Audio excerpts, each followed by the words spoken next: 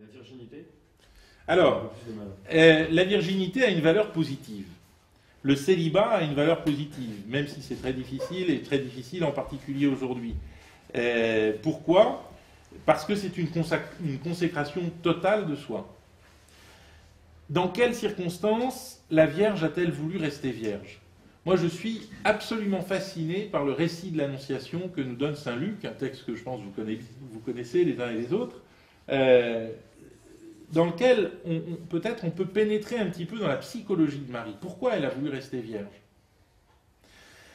En soi, elle n'aurait pas dû vouloir rester vierge. Pourquoi?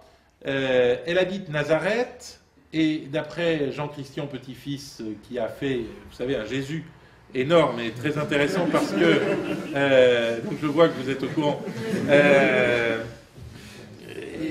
ce qui est intéressant, si vous voulez, dans Petit-Fils, c'est qu'il a synthétisé énormément de recherches auxquelles nous n'avons pas un accès forcément facile. Quand il faut aller à la bibliothèque de Tel Aviv chercher un article paru dans une revue érudite, on n'a pas forcément le temps. Donc, ce qui est vraiment très bien, c'est qu'il a une écriture claire et qu'il a une information très large. Et en particulier, l'une des données nouvelles de son livre, enfin que je n'avais lu nulle part ailleurs, c'est qu'il explique qu'on a découvert récemment, alors référence à l'appui, que le village de Nazareth était un village de juifs messianiques, où tout le monde descendait de David, où tout le monde attendait le Messie. Et un village qui n'avait pas très bonne réputation, parce que c'était un village de bigots, en fait, de gens qui attendaient le Messie. Et on voit que Nazareth n'a pas très bonne réputation. Vous savez, l'un des apôtres, je ne sais plus lequel, dit « Mais que peut-il sortir de bon de Nazareth ?» Bon. En fait, ces gens les pensaient comme un peu fêlés. Je pense que si on peut rétablir ça comme ça. Et Marie, fille de Nazareth, aurait dû se dire on attend le Messie peut venir d'un moment à l'autre, je vais en être la mère, donc je dois pouvoir me marier. Le texte de saint Luc de l'Annonciation, qui est d'ailleurs le texte que nous lisons aujourd'hui à l'Évangile du jour, nous dit que Marie était fiancée à un homme nommé Joseph. Bon, qu'est-ce que les fiançailles à l'époque? Les fiançailles à l'époque, c'est vraisemblablement des accordailles au sens du vieux français, c'est-à-dire c'est les familles qui négocient et on se met d'accord pour former un couple. Mais ce qui est très étonnant dans ce texte de l'Annonciation, c'est que Marie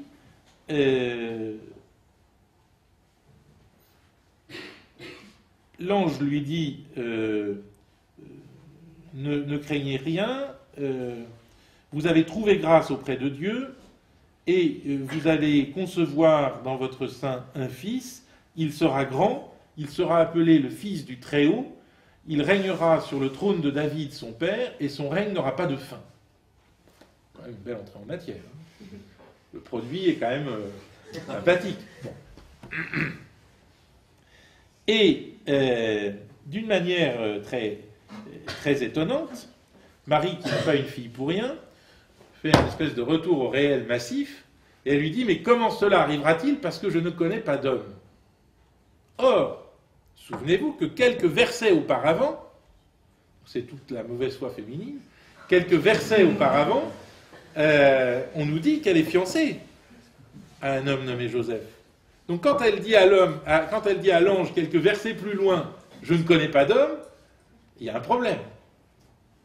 D'accord? Si vous lisez le texte, ça doit être Luc 1,30 et suivante, vous verrez, c'est très clair. Bon, si je vous mettais le texte au tableau, vous diriez, effectivement, c'est incroyable. Bon. Elle est fiancée à Joseph et elle dit à l'ange, je ne connais pas d'homme. 5 versets plus bas. Donc ça veut dire, je ne veux pas en connaître. Donc Marie résiste à l'ange. Et pourtant, Dieu ne prend pas cette résistance au tragique. Alors que il avait pris assez au tragique la résistance de Zacharie au temple, quand Zacharie lui avait dit « Mais enfin, ma femme a passé l'âge d'avoir un enfant ». Ce qui était quand même une remarque relativement factuelle, hélas. Et donc, Zacharie avait été rendu muet, tandis que Marie n'est pas rendue muette. Pourquoi? Moi, je ne vois qu'une solution. Évidemment, c'est une reconstitution, mais j'en ai pas d'autre à proposer. J'en ai vraiment pas d'autre. Donc, c'est pas un choix d'une par rapport à d'autres. Pour moi, c'est la seule reconstitution possible. Je me dis que Marie a reçu comme une grâce de Dieu dans un... bon, elle est sans péché, hein, donc elle est transparente. Je veux dire, elle monte vers Dieu avec une facilité déconcertante. Elle n'a pas notre égoïsme, elle n'a pas... Enfin bon, l'Immaculée Conception, c'est pas rien. Comme dit le Père Kolb, Marie est sainte par nature. Bon, c'est assez approximatif, mais enfin, ça donne peut-être une petite idée de ce que c'est que l'Immaculée Conception. Donc elle est légère, elle monte vers Dieu facilement. Et elle a cette grâce elle reçoit de Dieu une forte consolation. Il lui dit, tu dois m'offrir ton corps, tu dois m'offrir ta virginité. Elle dit oui dans la prière. Et ensuite, Dieu vient lui proposer d'être la mère du Messie. Donc elle lui dit, mais Seigneur, il faut savoir ce que tu veux. Là, t'es pas logique.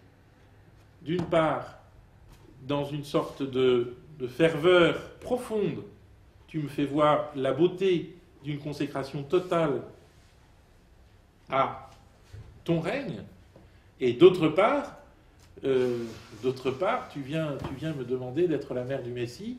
Toutes mes copines en rêvent. Voilà, je peux trouver autre chose.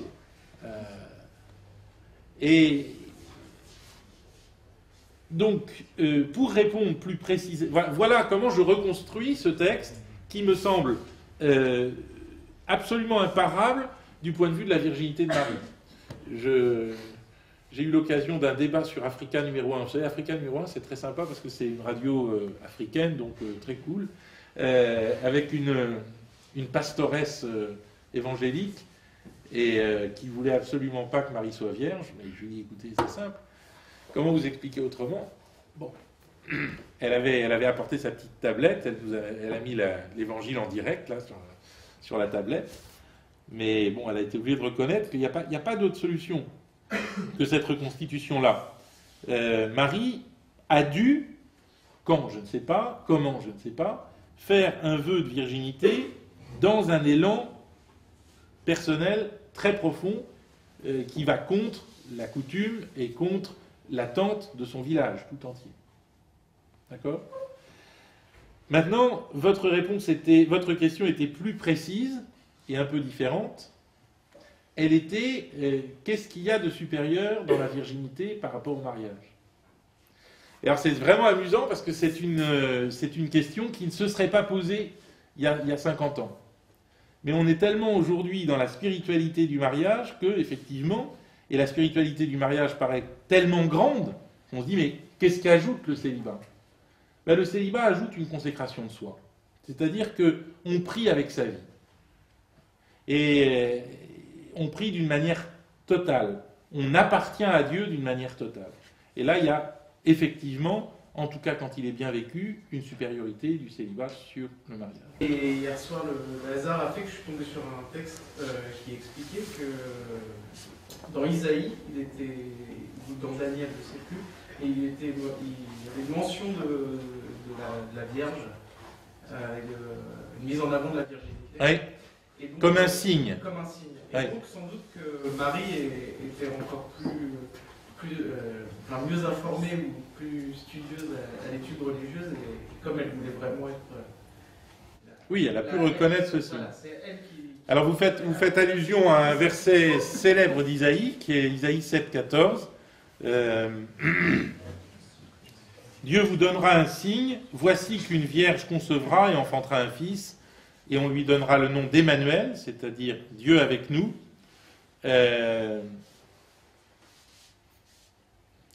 Il se nourrira de lait et de miel parce qu'il a su discerner le bien et repousser le mal. Je vous traduis le texte de cette façon.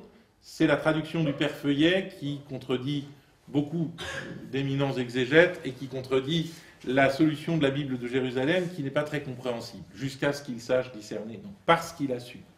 C'est-à-dire que le Christ, dans sa divinité, est celui qui sait infailliblement choisir le bien et repousser le mal. C'est pas si simple, ça, hein, cette question. Est-ce qu'on peut prouver le bien, prouver le mal? Pas simple. On l'aime, on aime le bien, on déteste le mal. Mais le prouver... Donc, on a par rapport au bien, nous, un acte de foi. Ce que veut dire Isaïe, c'est que ce Dieu avec nous, cet Emmanuel, il sait. Lui, il n'a pas besoin des pseudo-prestiges de l'art de la connaissance du bien et du mal. Il sait choisir le bien et repousser le mal. Et pour lui, il y a une science du bien. Le Christ est celui pour lequel il y a une science du bien. Pour il y a le début de ce verset qui est contesté parce que on conteste le mot vierge. Et on dit l'hébreu Bétula n'est pas l'hébreu Alma. L'hébreu Bétula signifie jeune fille et ne signifie pas vierge. Bon, alors en principe, dans une société qui se respecte, dûment constituée, en général, les jeunes filles sont vierges. Mais, et c'est la raison pour laquelle la version des Septante, qui est la version grecque traduite 2 siècles avant le Christ à peu près à Alexandrie, la traduction de la Bible hébraïque 2 siècles avant le Christ à Alexandrie, donc la version des Septante emploie le mot parthénos qui veut dire techniquement vierge. Pourquoi? Parce que le signe donné par Dieu, c'est effectivement que cette vierge enfante. Et la virginité de Marie, vous avez raison à ce point de vue, et je pense qu'il faut l'ajouter à ce que j'ai dit à votre propre question, la virginité de Marie est un signe, et le signe d'un autre monde. D'un autre monde où les désirs charnels sont dépassés, où les réalisations charnelles sont dépassées, et où les réalisations sont spirituelles. Et Marie est jusqu'à ce jour un signe. Elle est annoncée comme un signe dans Isaïe 7,14, et elle est encore un signe dans Apocalypse 12.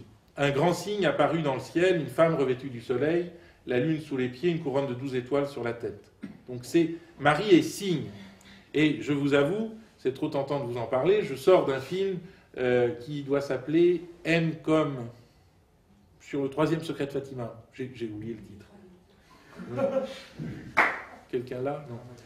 Ça, c'est un film qui est assez à diffusion restreinte, mais enfin qui était à Saint-André-des-Arts, où on voit comment Marie continue à faire signe à travers des apparitions, des miracles. Il y a en particulier le témoignage d'une miraculée à Lourdes, dont le miracle n'a pas été reconnu par l'Église, mais qui me paraît, le miracle paraît extrêmement sérieux, et en particulier cette femme est d'une authenticité absolument bouleversante. Ça, je défie un athée de rester de marbre devant ce genre de témoignage. Voilà, donc Saint-André-des-Arts, c'est toutes les 2 heures, l'après-midi, 15h, 17h. Est-ce qu'on peut voir, pour continuer sur la virginité de Marie, est-ce qu'on peut voir la virginité de Marie comme une conséquence aussi dans le fait que Jésus est le premier, et Dieu est homme, et s'il est Dieu, il fallait forcément qu'il ne soit pas conçu voilà. Un être humain. Donc, finalement, la virginité de Marie, c'est plus une conséquence de la divinité du Christ. Voilà. Donc voilà, 3e réponse à votre question. Donc, oui, mais je pense que les raisons s'accumulent, si vous voulez. C'est qu'effectivement, il y a ce mystère de la divinité du Christ, et c'est pour attester de ce mystère que le Christ n'est pas conçu d'un rapport entre un homme et une femme. Ça, c'est très clair dans le texte de l'Annonciation aussi. Mais alors, qu'est-ce que je voulais ajouter? Ah oui, mais le fait que Marie soit vierge n'empêche pas une proximité charnelle, mais au contraire favorise une proximité charnelle extrême entre la mère et le fils. C'est-à-dire que si vous y réfléchissez, il y a une magnifique conférence du Père Spic sur le sujet, ce que Jésus doit à sa mère, génétiquement il lui doit tout. Donc il y a une ressemblance entre Jésus et sa mère qui est la ressemblance la plus intime qu'on puisse imaginer, génétiquement. Donc, si vous voulez, ce mystère de la divinité du Christ, loin d'empêcher une proximité charnelle de Jésus par rapport à sa mère, renforce encore, d'une manière un peu paradoxale, cette proximité charnelle.